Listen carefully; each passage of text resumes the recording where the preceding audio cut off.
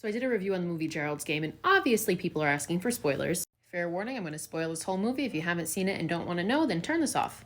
Gerald's Game is about a woman named Jessie and her husband Gerald, hence the title Gerald's Game. Essentially, Jessie and Gerald go to their remote cabin, and their hope is to spice up their marriage, So Gerald handcuffs Jessie to the bed. But in the middle of their little fantasy, Gerald drops dead of a heart attack, leaving Jessie completely helpless and handcuffed to the bed. So that's essentially the plot of this whole movie, is Jessie being completely helpless and handcuffed to this bed and she can't get out. As time passes, she starts losing touch more and more with reality. She can't eat, she can't drink, so she starts to hallucinate.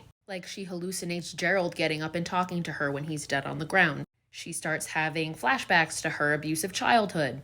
And then she starts seeing this man made of moonlight in the corner of the room at night.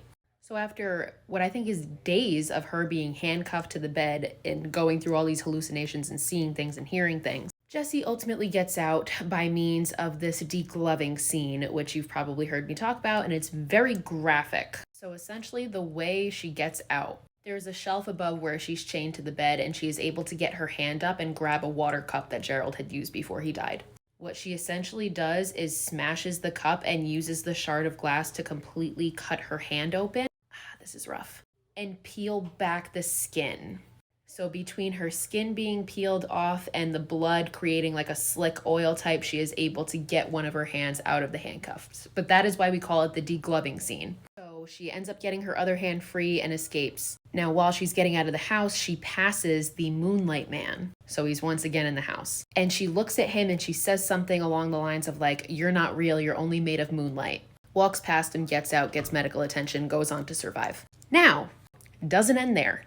Some time passes and Jessie finds out through the news that the Moonlight Man was indeed a real person. And it turns out that he was a serial killer and a grave robber. He would dig up corpses and essentially steal their jewelry and also eat the faces of men. So then you find out that he actually ate Gerald's corpse's face off. And he was really in the room with her the whole time. So the movie ends with Jessie going to court during the Moonlight Man's trial.